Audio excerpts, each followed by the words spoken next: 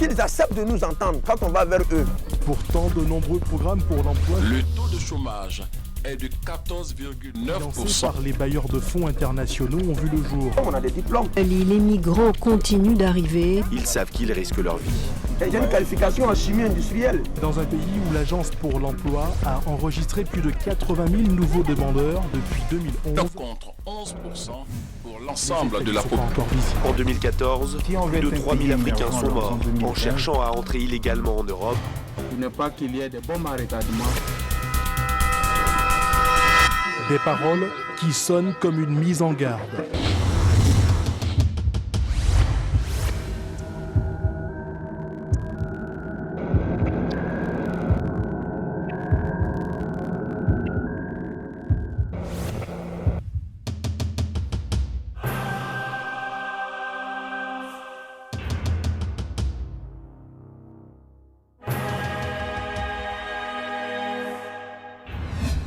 Le sentiment que moi-même j'éprouve, je ne peux pas le décrire parce que c'est une frustration, bien, c'est pas si c'est un oubli, je me sens oublié quoi. Bon, c'est un sentiment bizarre parce que juste après le bac, on a des promesses qui viennent de là. Même malheureusement, après 6 mois, tu te rends compte que tu te retrouves tout seul face à un destin qui n'est pas du tout facile. Je ne crois plus au système d'emploi en Côte d'Ivoire.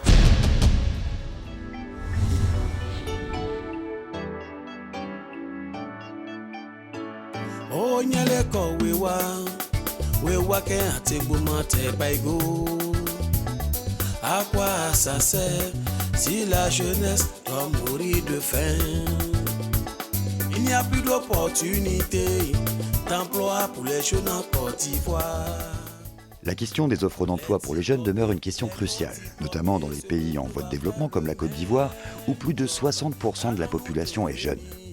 Mais comment parler des problèmes de cette jeunesse sans d'abord l'identifier? La jeunesse est cette période de transition entre l'enfance et l'âge adulte. C'est une période au cours de laquelle le sujet, l'individu, se construit comme sujet autonome, construit son autonomie. C'est une période totalement favorable pour une société qui sait mobiliser l'énergie physique, mentale de cette jeunesse. Malgré le formidable levier de développement que représente la jeunesse, celle-ci peut se muer en une menace pour la société.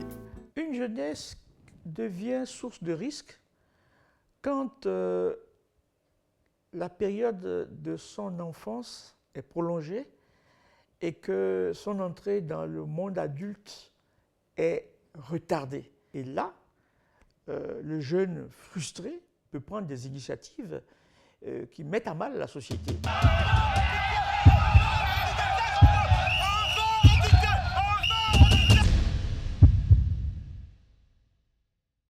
Mais depuis la fin des années 80, plusieurs facteurs ont contribué à amplifier la crise de l'emploi des jeunes. Une économie comme celle de la Côte d'Ivoire a commencé à connaître ce qu'on appelait la crise des finances publiques, qui était essentiellement due à l'endettement dans le pays, suite à la chute des cours de nos principaux produits d'exportation, notamment du cacao. Le pays n'arrivait plus à faire face à cet endettement. Nous avons alors dû recourir à des institutions telles que le FMI et la Banque mondiale pour aider à stabiliser la situation économique. Et en recentrant l'État, celui-ci a dû se retirer de ces entreprises-là, ce qui déjà a libéré un certain nombre de personnes, donc a déversé les premiers chômeurs sur la place. La dernière enquête sur la situation de l'emploi réalisée en février 2014 en Côte d'Ivoire donne un taux de chômage de 5,3%, soit 426 225 personnes au chômage. Mais cette enquête fait basculer dans la catégorie des personnes en situation d'emploi tous ceux qui exercent dans le secteur informel. Or, le taux d'emploi de ces personnes se situe autour de 91,2% quand la proportion des salariés est de 18,1% au niveau global. Alors, le chômage des jeunes en Côte d'Ivoire, à l'instar en fait de beaucoup de pays d'Afrique, se caractérise par 3 éléments. 1.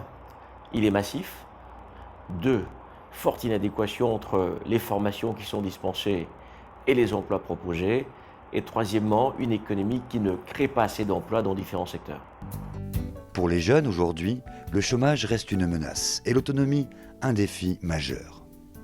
Je suis au chômage depuis environ 6 ans. Ce n'est pas une situation facile à vivre puisque c'est difficile de voir chaque fois ses amis se lever le matin, aller au travail et être soi-même à la maison.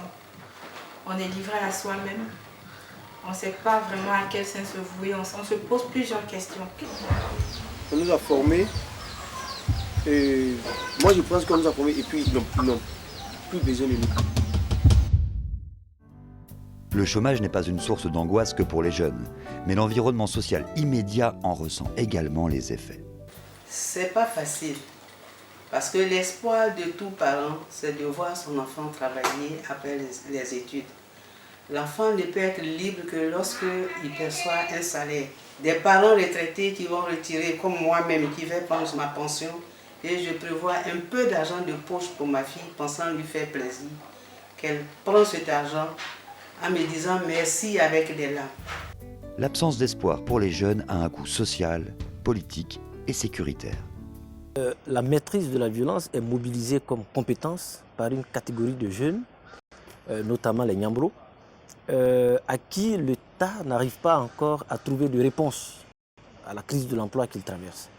On observe donc que cette catégorie de jeunes mobilise une violence incroyable, recours à des armes automatiques, à des machettes, à toutes sortes d'armes que vous ne pouvez pas imaginer, pour conquérir et s'installer sur des territoires qu'on appelle généralement les hubs de véhicules de transport en commun.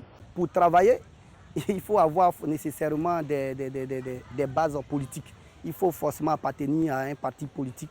Et quand tu as la chance que ton parti est au pouvoir, tu peux peut-être être inséré quelque part. Et quand ce n'est pas le cas, tu peux sincèrement saluer le chômage. Le décor a été planté par les politiciens et en même temps par la situation des jeunes eux-mêmes. Aujourd'hui, effectivement, les politiciens instrumentalisent les jeunes. Les jeunes aussi instrumentalisent, sinon manipulent les politiciens. Ainsi, au sortir de la crise post-électorale de 2010, pour les nouvelles autorités, l'urgence a été la reconstruction, mais aussi l'emploi jeune. Pour relever ce défi, la Côte d'Ivoire a bénéficié du concours de 3 partenaires au développement, les coopérations françaises et japonaises, ainsi que la Banque mondiale.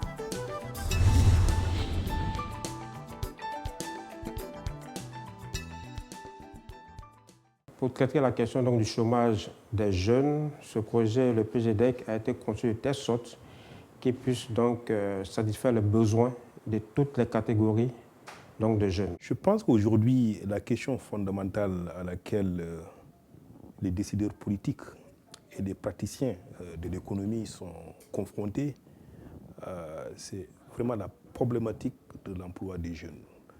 La consolidation des résultats macroéconomiques que beaucoup de pays ont pu obtenir ne peut se poursuivre dans la durée que si effectivement des emplois sont créés, que si la richesse est distribuée. Fondamentalement, c'est vers les jeunes que cette richesse doit pouvoir aller. Les entreprises partenaires et les jeunes bénéficiaires parlent de leur expérience du projet. Lorsque nous avons été approchés par le PGDEC pour l'accompagner dans ce projet, et compte tenu de notre mission de service public, parce que nous sommes une entreprise citoyenne, eh bien, nous n'avons pas trouvé d'inconvénient à accepter tout de suite. Dans un premier temps, on n'a pas adhéré au projet PGDEC, parce qu'on nous a imposé des gens, en fin de compte, on ne comprenait pas comment ça pouvait se passer de nous mettre des gens gratuitement chez nous, que nous ne payions pas, qui allaient travailler, alors que nous, on ne cesse de chercher et recruter. Ça nous semblait... Puis finalement, on y est allé, quoi. On y est allé, et puis on ne regrette pas. Lorsque l'Eurocham nous a présenté, avec la Banque mondiale, nous ont présenté le projet, bien entendu piloté par l'État de Côte d'Ivoire, nous avons tout de suite adhéré à ce projet, parce que nous avons considéré que nous devions aider l'État dans la remise en route du pays. Le PGDEC aujourd'hui est un projet qui a véritablement révolutionné la façon d'accéder à un emploi en Côte d'Ivoire. Cette révolution, je se voit en 3 niveaux. Le premier niveau, c'est que le PGDEC a mis sur le même pied d'égalité, le même pied d'information et de compétitivité, tous les demandeurs d'emploi grâce aux nouvelles technologies de l'information et de la communication. La deuxième chose, c'est que le PGDEC, avec l'accord du gouvernement, a associé les plus grands pourvoyeurs d'emploi en Côte d'Ivoire, que sont les entreprises et les associations professionnelles. Et le troisième élément qui est important, c'est le financement de ce projet qui permet à ces jeunes stagiaires de bénéficier d'une prime de stage. Et ça, c'est un élément à saluer et cela a été fait grâce à un bailleur de fonds qu'est la Banque mondiale. Outre les jeunes diplômés sans emploi, une part de ce dispositif est dédiée aux jeunes moins qualifiés. C'est une chance pour moi d'obtenir cela. Donc quand j'ai eu cette opportunité, vraiment ça m'a plu. Puis je suis rentrée. À l'instar de bien des familles en Afrique, chez les cadis, l'accès à un revenu a une importance qui va au-delà de l'individu. La fin du mois, ils m'ont donné mon argent et je suis arrivée à la maison. J'ai donné de l'argent à ma maman, donné de l'argent à mon papa, distribué à mes petits frères, puisque mon petit frère faisait bac cette année. Donc, j'ai payé tout ce qu'il avait besoin. J'ai tout payé ça et mon argent, puisqu'on dit ton premier salaire, pour le partager avec ses parents. Vraiment, c'était une joie pour moi. Je me suis dit que dans ma vie, j'ai apporté quand même une pierre à la nation en éduquant un enfant. Je l'ai élevé et il a pu avoir du travail. L'ingénierie du PGDEC semble porteuse d'espoir. Toutefois, demeurent 5 défis majeurs pour améliorer l'accès à l'emploi pour les jeunes.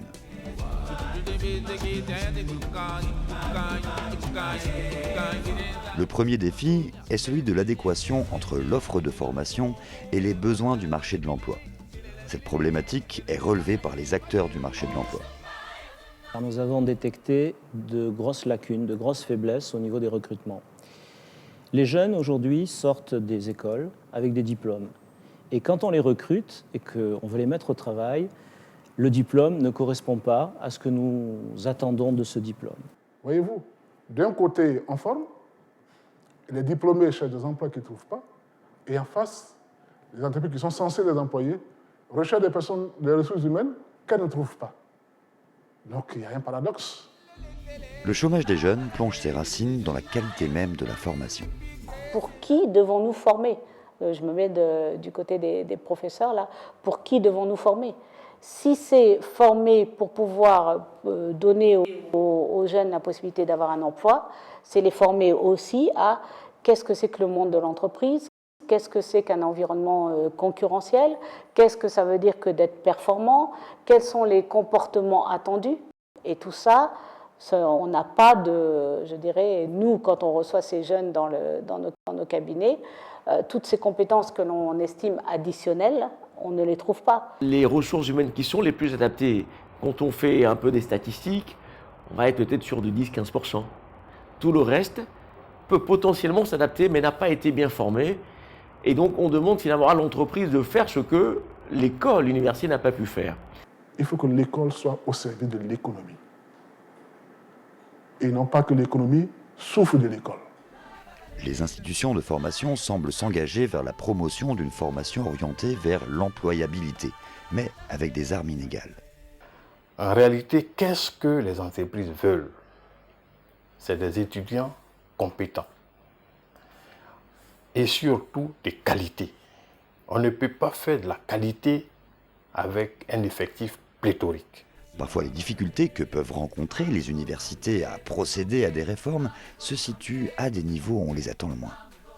D'abord, les laboratoires ne sont pas équipés. Ça, c'est déjà un élément. Pour tous ceux qui ont reçu le système LMD, ils sont allés graduellement. Comme ça, au fur et à mesure, on corrige les erreurs. Les difficultés que nous rencontrons en tant qu'université sont d'abord internes. Une remise à niveau de certaines formations, et cela suppose une remise en question de ceux qui assurent ces formations. Quelques-uns sont réticents à se faire former parce qu'ils ont déjà pris le pli depuis une trentaine d'années et ils ne sont pas prêts à aller apprendre. Pour corriger cette situation, des mécanismes de dialogue entre le monde de l'entreprise et l'école sont en construction. Les directeurs d'école font l'effort d'inviter les différentes entreprises qui siègent au niveau de leur école, donnent leur point de vue sur les programmes spécifiques de ces établissements. Et puis, quelquefois, et le plus souvent, non pas quelquefois, le plus souvent, ces entreprises participent aux jurys organisés par les écoles pour examiner le travail de chaque élève. Le développement des technologies de l'information et la digitalisation de la vie sociale et économique génèrent de nouveaux métiers auxquels le système éducatif ne répond pas. Il y a de nouveaux métiers qui naissent dans le domaine du digital. Donc chaque jour, il y a de nouvelles compétences. Mais on va dire que les principales concernent par exemple le webmastering, qui a toujours existé, mais qui évolue. Il y a également le développeur d'applications mobiles, qui est chargé de pouvoir concevoir des applications que vous pourrez utiliser sur vos smartphones, sur vos tablettes. Il y a également le community manager qui est chargé de surveiller les réseaux sociaux et d'animer les réseaux sociaux pour les marques et les entreprises. Il y en a plein d'autres qui existent, donc la liste n'est pas exhaustive, mais c'est pour dire qu'en termes d'employabilité, c'est un secteur qui recherche, qui recrute. Le deuxième défi auquel il faudra faire face pour améliorer l'insertion des jeunes est celui de la pression fiscale.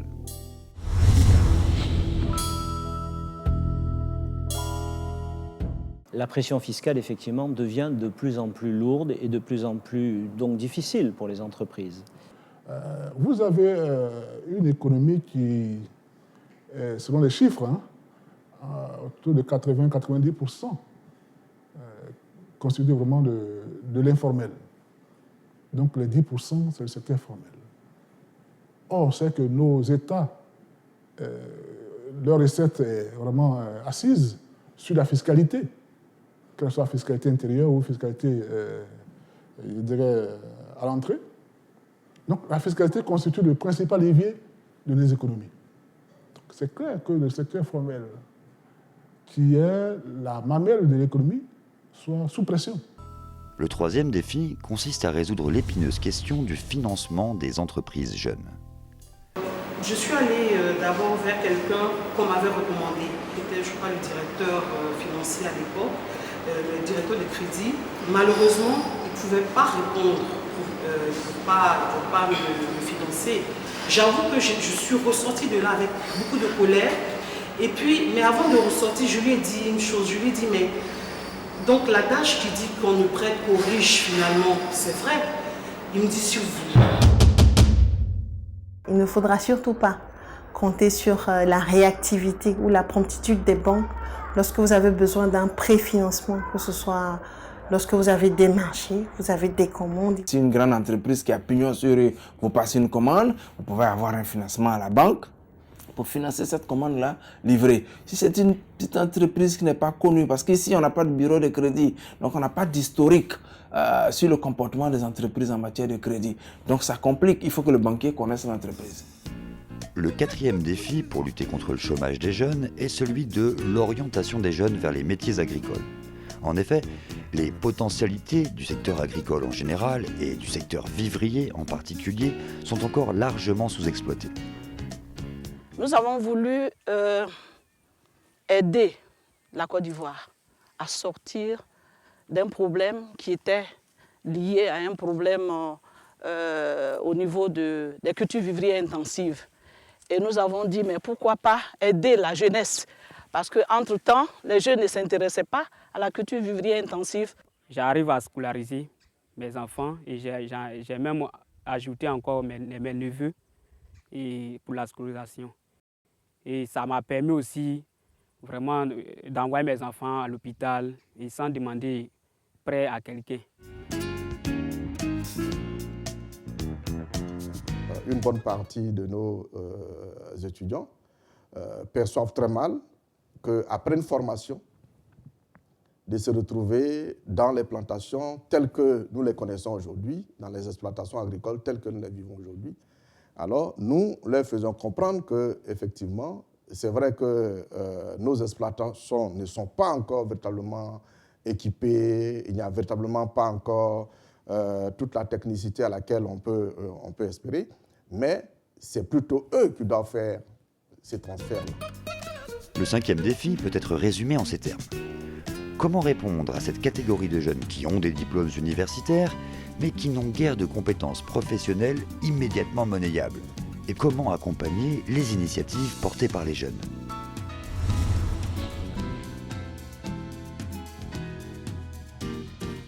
De façon concrète, il y a, je dirais, 3 grands domaines d'intervention. C'est renforcer les capacités des acteurs, donc c'est leur permettre de développer les compétences techniques, les compétences de gestion, qui leur permettent d'être plus performants donc dans les domaines où ils exercent.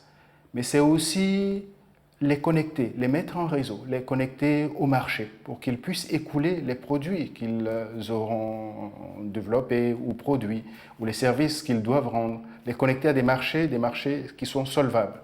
C'est aussi les connecter à des systèmes d'information pour qu'ils aient les informations qui leur permettent de rendre leurs services de façon performante, et puis les connecter aux technologies qui leur permettent aussi d'améliorer leur compétitivité.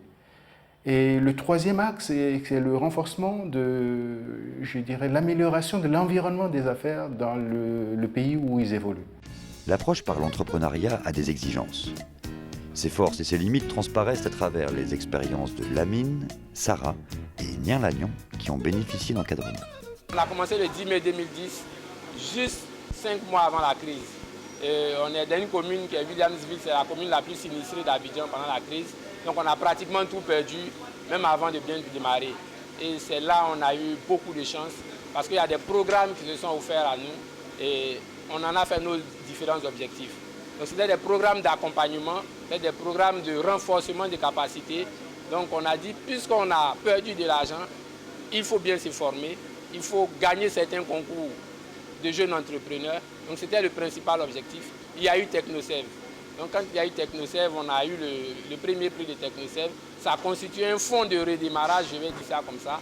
Donc après ce fonds de redémarrage, il y avait le minimum d'expérience, mais cette fois-ci, il y avait de l'accompagnement. J'ai fait une licence en finance et management. Et avant cela, j'avais fait un BTS Banque. Je me suis rendu compte que dans les quartiers qui sont en pleine expansion, il y a un véritable besoin de création d'une école de petite enfance de proximité. Vraiment, on a bénéficié d'une formation de qualité avec l'ONG qui a piloté le projet. On a bénéficié d'une formation vraiment qui regroupait tout dans l'entrepreneuriat. Ça veut dire qu'au sortir de cette formation, même si vous n'avez pas eu le financement, vous pouvez monter une affaire dans tous les domaines vraiment de l'entrepreneuriat. Il faut dire qu'après mes études en commerce, j'ai suivi un stage dans une coopérative agricole à Katiola.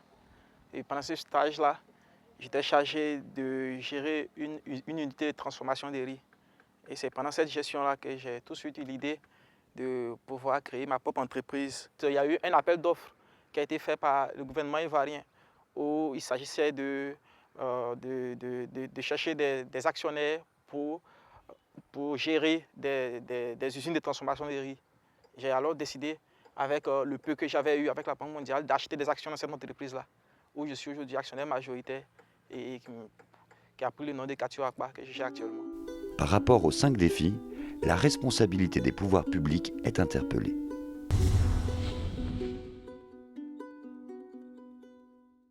Faut-il désespérer de l'école ivoirienne? Bonjour, je suis Fabrice Savignon, je suis le patron du groupe Vaudou. Je suis un pur produit de l'école ivoirienne. Je me nomme Mariam Koné.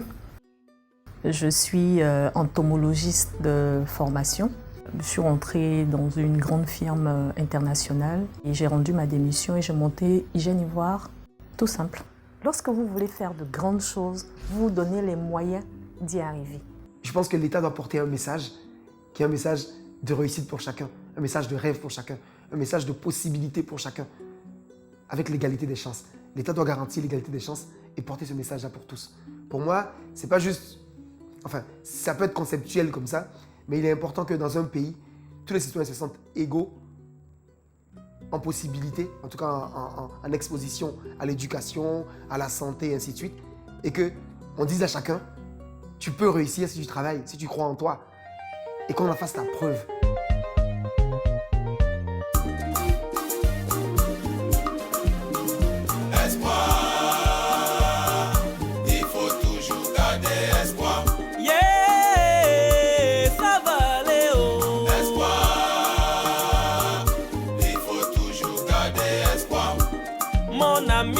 Pour réussir, crois en toi.